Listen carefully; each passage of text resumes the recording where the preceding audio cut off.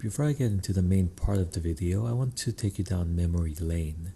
The very first video I posted on my channel was of a movie review for the South Korean zombie film Train to Busan, which I still highly recommend if you haven't seen it yet, so make sure you watch it on Netflix afterwards. But in that video, I received my first YouTube comment from JackAttack76, and he wrote, "Dan, I hope you become famous, and when you do, please look back on my comment." Well, JackAttack76, I think I made it because you're looking at someone who has 200 subscribers and it sure feels amazing. But seriously though, for everyone who has subscribed, liked and left a comment, thank you so much. I actually think in my last video I accidentally said I had 2 million subscribers, but let me check. But just before I end the video, I want to thank everyone who had subscribed to my channel, and we're currently at 2 million subscribers, which is pretty amazing. Yep, I definitely said 2 million, and you know what, I think I'll get there one day. But for now, I raise my imaginary champagne glass to each and every one of you who have turned the like button blue and that subscribe box gray. With that out the way, let's get right into the juicy dissection of this comment left on my Dave Ramsey is wrong about credit card videos. As a savvy YouTuber who wants to make sure this video is way longer than it needs to be, I'm going to read through the comment and then give my thoughts, so if you'd rather not hear my amazing monotone voice, skip to this part, no hard feelings. Anyway, here we go. The non-lawyer wrote, "Man, I am so disappointed in you. You're obviously intelligent, you sound very educated, but this video is simply trash. I listened all the way through hoping you would do the right thing and give some valuable information on how to use the credit card, but you absolutely failed us. Let me sum it up. I have to agree with Dave Ramsey because you did not provide good information on the proper purpose and use of credit. You will lose if you are using credit to purchase consumer goods. You will win if you use credit cards to create leverage for the purpose of purchasing assets. I recommend you delete this video, then go watch other videos on velocity banking, then remake this video." Here's a quick example of how you can use credit cards. You mentioned you have a stock portfolio on M1. Let's say you normally spend about $6,000 in monthly expenses. Instead of using cash, use your credit card to cover those expenses. Now you have about $6,000 in available cash. You can now go to the stock market and buy some solid dividend stock. That will pay you dividends and have a chance for some reasonable appreciation. It's important to buy the dip. So you take that 6K and you buy 1K worth of stocks of each of these 6 companies: BNS, IP, Main, TCF, CM, and OHI. Now you have 6K worth of good debt, 6K worth of assets. From then, you now focus on paying off the debt. Of course, you want to pay it off in a timely manner, but you don't need to do that quickly. You're financing your assets, so no need to rush. At the same time, you're collecting small dividends. If the stocks appreciate 6% to 10%, you can sell. Take the profit to help pay off the debt, put the 1K block of money back into the market by buying another dividend stock that has debt, or wait for the stock you sold to dip so you can buy it back up again. Once you paid off the good debt, you can turn around and do it all over again. This time you have good debt of 6K and 12K worth of assets. Rinse and repeat the same steps. The third time around you have a good debt of 6K and 18K of assets. Over time you will accomplish number 1, building up your credit and increase your credit card limit. They will offer you an increase because they have been able to make money off of you. Number 2, you will have either A, a value portfolio that can skim off money without touching your principal, or B, a solid portfolio that pays you solid dividends every month. Or number 3, both a valuable portfolio and solid dividends. Of course, you don't have to buy stocks. This works with purchasing any assets which you can make money off of. So besides a lot of spelling mistakes and grammatical errors, a lot to unpack, but first let me say I'm really sorry to the non-lawyer for disappointing you with my Dave Ramsey video. Matter of fact, I'd like to apologize to everyone who has ever felt disappointed in me, my video, and my YouTube career.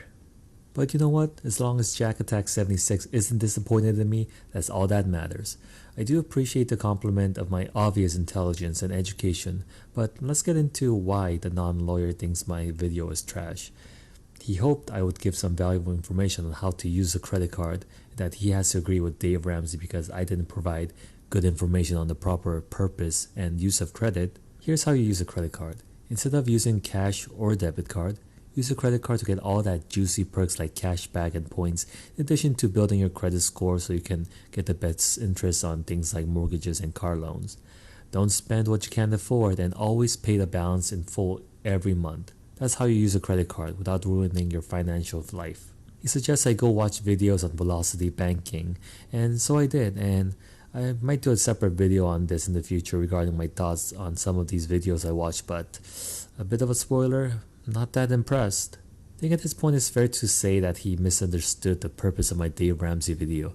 Dave Ramsey is notorious for his hatred of credit cards and says that no one should be using it. He likes to say that his grandma smoked and lived to 100, but he won't tell people to smoke, basically saying that credit cards are just as bad as cigarettes and no one should use it. To that point, yeah, I agree, credit cards can be terrible, but I argue in the video that if you're responsible and you use it properly, credit cards offer so much benefits than using cash or a debit card. A non-lawyer goes on to provide an example of how to use the credit card properly. Remember, he said you lose if you're using credit to purchase consumer goods, and you win if credit cards are used to create leverage to buy assets. So, in this example, we have $6,000 in monthly expenses. Instead of using cash, we use credit cards to cover these monthly expenses. But did he just say that using credit cards to buy consumer goods or monthly expenses or whatever is a losing game? So, are you saying that I'm losing every time I swipe my credit cards at Five Guys? But damn, those fries sure are tasty though. But let's not nitpick his choice of words. So, because I put all my monthly expenses on the credit card, I have $6,000 in cash available to do whatever I see fit. And he's saying with that $6,000 in cash, he's saying I should buy stocks, specifically solid dividend stocks, and to buy the dips. I do have some nice dividend paying stocks on my M1 portfolio, and if you like, you can check out my portfolio review video if you want to see which specific companies I'm investing in. Anyway, the non-lawyer tells us to put $1,000 into these 6 companies. He gave the ticker symbols, but they're stocks for Scotia Bank, International Paper, Main Street Capital, TCF Bank, Canadian Imperial Bank of Commerce, and Omega Healthcare. So after that, you have $6,000 in good debt and $6,000 in assets in forms of dividend-paying stocks that I just mentioned. But good debt, I don't know about you, but I sure know one person who's going to be having a fit when someone says things like good debt. Anyway, it's time to pay off the good debt, but wait, the non-lawyer tells us that if we want to pay it off in a timely manner, but no need to do it quickly. But I mean, TikTok, the credit card is charging us interest on that $6,000 monthly expenses, but I don't know, maybe we're using a 0% APR credit card, so I guess that makes it a little less urgent. But anyway, this is how you pay off that debt. The non-lawyer says, when the stocks you're holding goes up 6% to 10%, sell it and use a profit and dividend to pay off the debt. He writes, once you pay off the good debt, you can turn around and do it all over again. The second time will be $6,000 in credit card debt again and $12,000 in worth of asset. And the third time is going to be $6,000 worth of credit card balance again and $18,000 worth of assets. Basically, you're accumulating $6,000 of asset every time you do this. But let's do the math real quick. So right now for the first month, after the stocks go up, we have $6,000 of credit card balance that needs to be paid off. But because the stock went up, let's say 10%, the balance is now $6,600 in the stock market portfolio. But if I were to sell off just the profit, which is $600 to settle my credit card, I'm still left with a credit card balance of $5,400. But how about this? Let's say we sell off the entire portfolio to pay off that $6,000 credit card balance. So we take the $6,600 portfolio and we pay off that $6,000 credit card balance, leaving us with $600 worth of profit. And for the month 2, we now put in another $6,000 worth of monthly expense on the credit card, and we buy $6,000 worth of assets. So at the end of month 2, we're going to have $6,000 of good debt and now $6,600 worth of stocks. I don't know about you, but $6,600 isn't $12,000 worth of assets he's talking about in the second go around. But here's the kicker. If we want to pay off that original $6,000 debt and still have a stock portfolio worth $6,000, you don't need 10%. You need 100% return. And we're talking in a month's time because unless you're using a 0% APR credit card, you're accruing interest as you don't pay it off right away. And I appreciate if the non-lawyer thinks I'm able to get 100% return every month, but I don't. And anyone who claims that they can, they're lying to you. Oh, another thing, besides the fact that we need crazy impossible returns like 100% return to make this plan work, the non-lawyer is forgetting about taxes.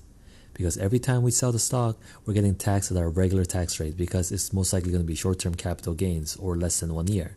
And even in the best case scenario and we sell off the stock after 1 year, those long-term capital gains are still going to be taxed at 15%. Basically meaning we need to get more than 100% return because you need to pay off not only the credit card balance, but you have to now pay off the interest, and now you have to pay off the taxes. I can't imagine the level of stress we're going to be under because we need to make sure that we pick companies that go up like crazy like Tesla or Kodak. Oh wait, speaking of Kodak, yeah, the Kodak Pharma deal is being held up for reported questions about stock moves. I told you those pesky Kodak executives were getting way too lucky. Anyway, let's go back to the comment. Now the 6 stocks that he mentioned are definitely strong dividend companies, but those measly dividend yields are not going to help you. You need crazy market gains, but look at these 5-year stock charts of the 6 companies that he just mentioned. Every single one of these stocks he mentioned are crazy volatile, and they have all gone down. Now you're saying you're going to be able to magically time the market so you always buy low and sell high? No, of course not. And that's what gets a lot of people in trouble. They think they can buy low and sell high, but you have to remember almost 80% of stock traders, they lose money. And remember, you're only doing this just so you can pay off that credit card balance. And here's the thing, even if you were able to buy low, there's no guarantee that you'll be able to sell it within 1 month and that the stock doesn't go up within 1 month or however long it's going to take for your credit card interest to kick in. So here's what you're facing. You have the risk of choosing stock that will go down in value, or you risk picking the right stock that doesn't go up fast enough, or you pick the right stock and you don't know when to sell, or it takes too long for you to sell for profit. Meanwhile, that credit card balance is just getting bigger and bigger with interest. So with all that said, let me ask you, why would you do this? Like why? I don't know. I hope this sums up my thoughts about the non-lawyer's comment. And while I do appreciate him taking the time to leave such a long comment, the plan he lays out just doesn't make sense mathematically, at least not for me. And it's definitely not how I would recommend anyone to use a credit card. Remember, credit cards, they're not going to make you rich. I have to agree with Dave Ramsey when he says that he's never met a millionaire who has gotten there by using credit cards and cashback and points.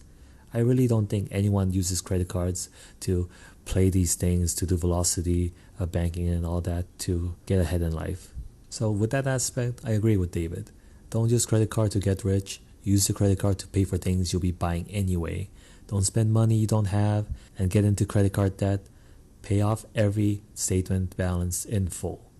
In addition to creating good spending habits, don't forget to start investing. And if you don't know which brokers to use, or if you have been using a brokerage and you're not sure which one is the best, I personally use M1 Finance, so if you like, shameless plug, check out the link in the description where you'll get $10 just for signing up and funding your free M1 account. There's also links to Webull where you can get actually 2 free stocks. The first one you get by simply opening their free account, and the second one you get by funding your Webull account $100. And finally, there's also links to Robinhood, and where you'll get another free stock if you sign up. So, just sign up to all 3. Sign up to the M1 Finance using my referral links to get your free $10. Then you sign up to Webull and deposit $100 to get your 2 free stocks. And then finally, sign up to Robinhood to get your 3rd free stock. That's all I have for you today. As always, thank you so much for stopping by. Happy investing, and I'll catch you next time with more shenanigans.